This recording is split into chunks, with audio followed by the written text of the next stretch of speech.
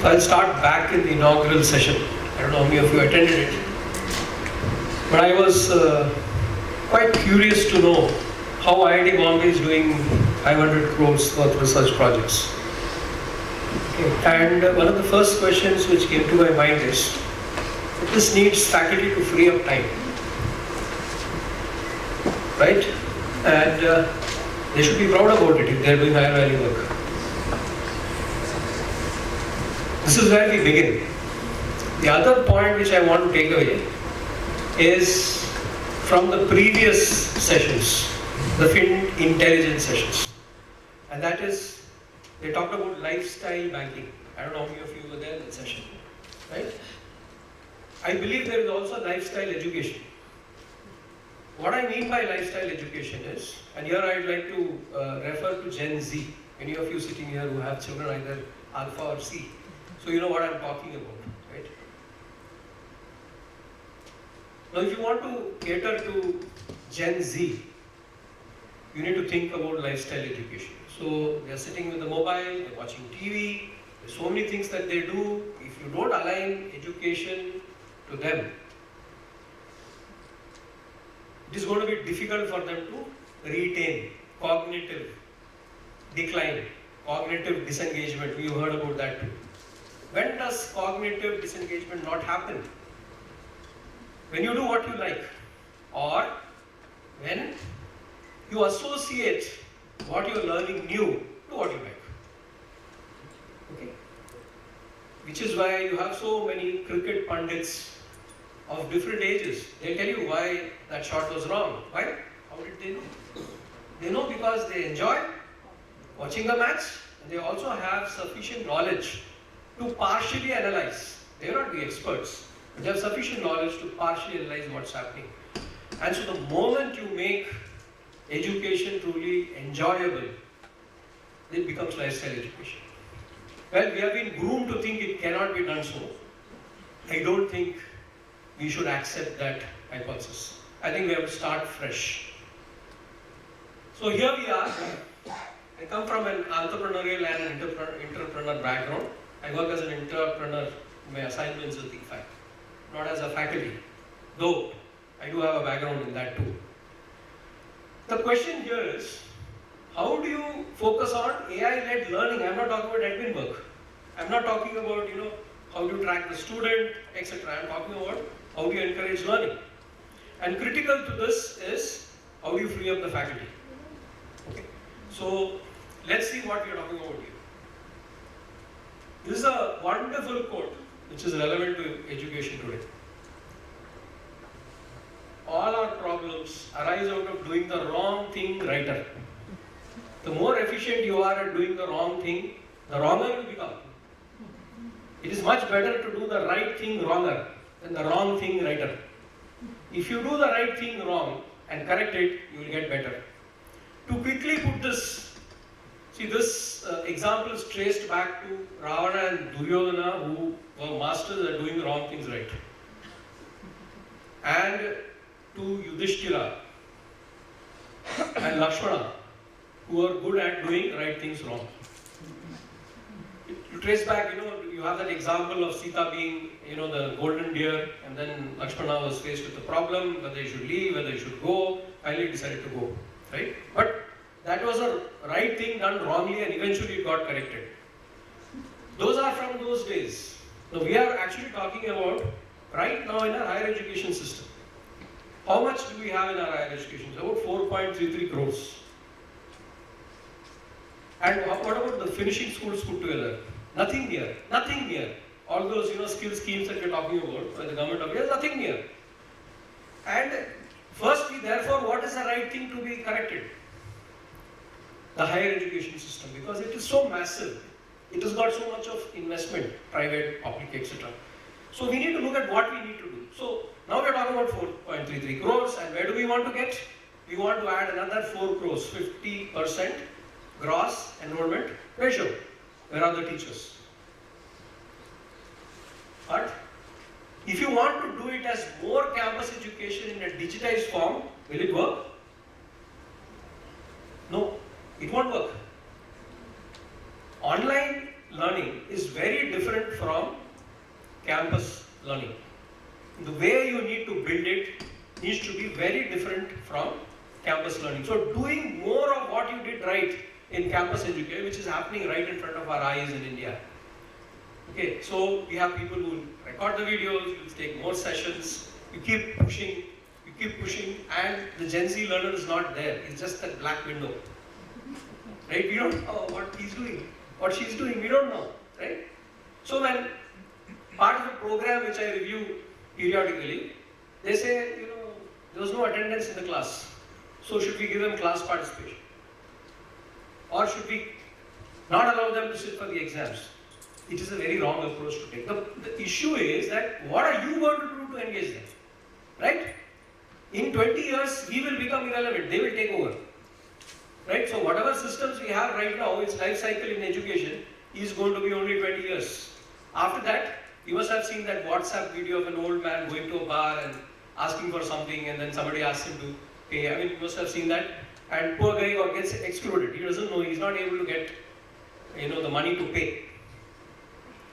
Here too, in 20 years, if you don't think this through, they will think it through, we will become irrelevant.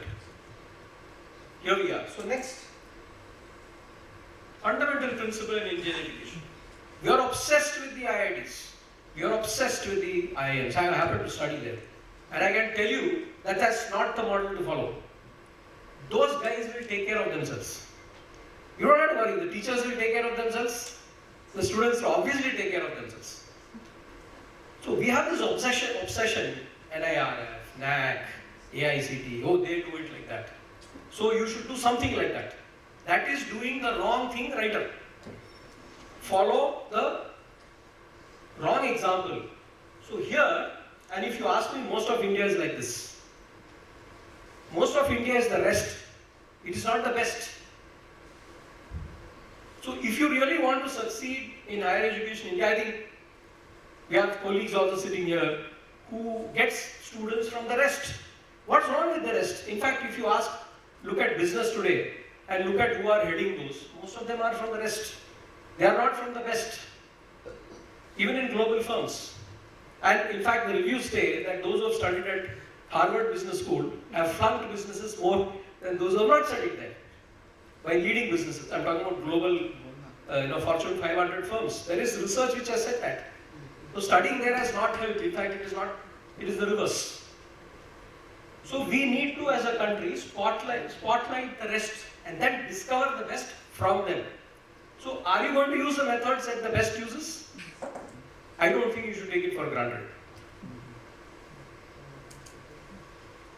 So our institution wanted us to develop fully online programs. And for some reason, I was asked to take on that assignment. Maybe, because I'm a rebel, I don't think the way it is normally done by campuses. For some reason, they asked me to start it. So we started from scratch. In fact, we didn't even sit by the campuses. We sat somewhere else. We organized our own team of faculty. And what is the first principle in such learning is asynchronous learning. In a manner, that is what Dr. Basu talked as informal learning, in a different manner. But actually it is asynchronous learning. You're talking about the cricket match example. This guy has got that on his mind for at least 24 hours before the next match example takes over. Right? That is asynchronous learning. So is he learning during that period or not on cricket? The answer is yes, he is learning. So you need to shift from synchronous learning to asynchronous learning. Asynchronous learning will give you 90% more opportunity provided you design it properly. There's no work on design of asynchronous learning. There's so many pitfalls, it's like a black hole. You don't know what to do.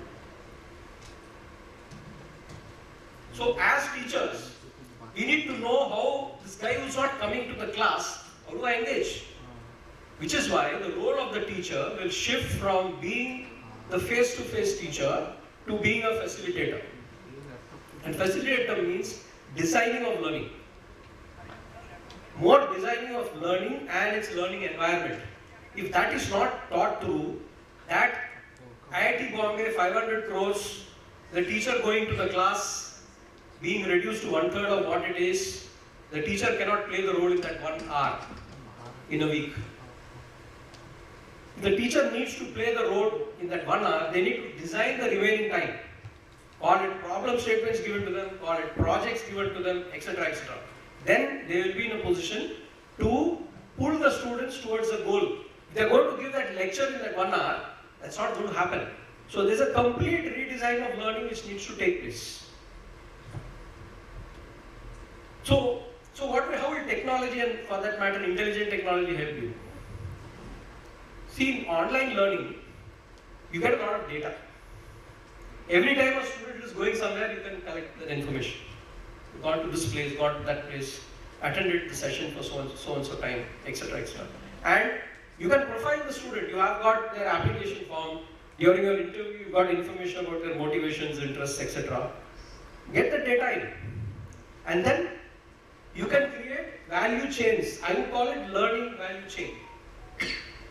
Because if you've got interest in a certain area, you can give that guy more work in that particular area. If you're going to do it for every student you handle, the teacher will not be sufficient because work is involved. But if you take the support of AI, moderated by the faculty, this is important. Then you can, now personalization is not customization. Customization is one-to-one, every student gets something else. Personalization is you have personas, you have categories of people who will get that. So you can do that. And when I put that there, I am talking to you about things that we have done, not things that we intend to do. It is possible to do student profiling, we do that in the interviews. It's possible to collect data from learning encounters, you can collect it from the LMS, you can collect it from the live sessions. You can segment students. AI can help you draft specific content based on that. And deliver it because today there's nothing called content, it's only micro content. Nobody will read the 10 pages or 15 pages. You give them a para, and if that para is interesting, they'll read it, otherwise they won't read it. And as somebody said in the fintech thing, if that is in audio, they'll like it even more. If it is text, it won't help. So building these chains is possible with technology, but I can tell you it is grueling work. My colleague who leads the e-learning team is sitting there, he's presenting tomorrow, he'll show you how exactly he's doing that. But you can say that, it's a nightmare when we talk to each other, right? Because it is simple, it is small steps and there's no other way. You can't, because somebody said, that 70% is the human, 10% is algorithm. One of the previous Fintelligence said, 20% is the data, 70% is human, process and people. You were there in the session earlier. It is that component which actually bridges. The key word is bridges. There is a Harvard Business Review article in April 2026. Why most innovations fail to scale. And the key reason found is bridging. When you've got digitization or you've got intelligence there, if you just take it and throw it at people, it won't get implemented. Stakeholders have their own concern. There are change management issues. You need people who sit as bridges and talk it out, discuss it, sell it the way it needs to be sold. Painful work. But in fact, if you ask me, the real work of the faculty member is to bridge. All this will give you what you want to do. So there you have at the bottom, free the time. Free faculty time. For what? Whether it's for research or for helping students to learn better, you have different categories of faculty. Some faculty are very good at interaction, emotional, right? And some faculty are good at research, good publications. By the way, India's publications, well, we try to have numbers, but in terms of impact, for that matter, even global publications, nothing much to write about in terms of impact. It's just a number, right? So what should we actually be doing? We should be helping more of the next generation to help us do better as a country, to achieve better, to take up all those fantastic things that India should be leading in. What do you do at the same time invested in research if I am not a good researcher? You've also seen discussions about researchers who are forced to teach and teachers who are forced to research.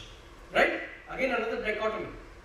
Given 4.33 plus possible 4 crores, there's no doubt in my mind that the first priority of India should be learning. Research will come. Okay, you want to be in the global 100, etc. Let it be there. Some people will do that. But I think most of the people need to focus on learning. And for that, you need to free faculty time. We've also done work on multilingual micro content. In the kind of program that we have, there is no bar. There is a selection process. So people like to learn in their local language. Though English is the medium of instruction, they like to learn small things. It's possible to produce audios, subtext on any language that you want, and that builds in a better emotional connect. And then we have this new thing called the Indian knowledge systems that our government wants us to do much better on, because it builds our identity and it also establishes published content in the global arena. Because still right now we only talk. We are not actually put in the format that people understand much more and then accept. Then we can sell it better. So Indian knowledge system case studies, again, micro, short, AI powered, multilingual exchange. If you want to see one, you can see a small one tomorrow. That is from the Mahabharata. It is on Shalya and Duryodhana negotiating. Negotiating. Who's negotiating? Duryodhana wants Shalya to be the charioteer of Karna. So there is a small episode there. And there is some negotiation and you will learn something out of it. So there is a small trailer of that. Using AI it has been done, and you will find that it is extremely good. Having traveled journeys, I can certainly say that. Now, so you've done this, so what's the impact? I think, as a system we believe in measurables. 80% reduction in manual efforts across academic workflows. The biggest problem that faculty members have is things that they should not be doing. Reports, information, that should be available at a tip of the fingertip. We've been able to reach that level, where AI has helped us through Python. Automate the workflow.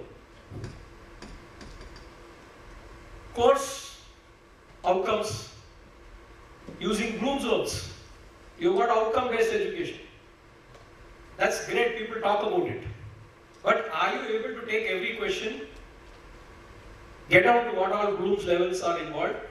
Faculty members will have one view, but AI will have another view, and you need to have a balance. And can you tell the student on different types of questions exactly where they lack? Is it because they're unable to create, or is it because they're unable to understand? So the performance achievement of what looks like 1 mark will now get broken up, and so they can get visibility for the full course or for categories of questions. And if you do that properly on your assessment, you can actually claim that outcome. If you just say that we are doing this outcome, it doesn't matter. So visibility for thousands of students, it's not a few, and thousands of, because you have a question bank from which students get questions randomly. So you got a big bank. From that you need to do. That is another one. Big one. 2.6 times increase in learner progression. ICFAI was very well known for its distance education about a decade back, but it was as tough and is as tough to qualify. The reason was learner engagement. So what we've been able to do is we have been able to engage, because now there's a wealth of content out there, and we have got AI to help us to back, to nudge, to monitor, to find out what else can be done, to communicate back to the student. So the progression per semester is extremely important in this form of learning. So why do, we always talk this, people in villages, you ask them to come to the school, you give midday meal, they are going back. Why? Because they have to earn, right? So actually it is lifestyle learning which will help them. They have got something to do which gives them money, and now you want to help them learn, it has to be some other way. When you do that, if you actually want progression, you must make it interesting for them, which is what lifestyle learning is. So 2.6 times increase in learning from about 25% to about 65-70% that we are right now. And most important is the last point. Mindsets of faculty members need to get dominated by the facilitation mindset. Not easy. Because when you're teaching, you feel like you're doing a job. But if you're facilitating, it does not feel so much so. But facilitating is far more difficult than teaching. Sage on the stage, spew the knowledge, easy. Guide by the side, ensure the guy succeeds, increasingly is not so easy. Not so easy. But this, when you get down to this, the team with you will slowly start understanding that their session is not so important. There are another 23 hours out of 24 hours where this guy has got mind share and you need to get into that mind share. These are all clearly measurable impacts. Can you go to the next one? Next slide. The most important thing. See, it's easy to continue the routine that you have continued.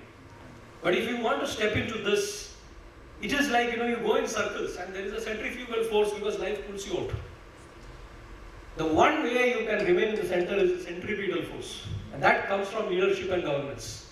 You need to be very clear in your beliefs that this is what works. This is how we need to do things. And you need to keep pushing it back to the center because this is a tremendous change.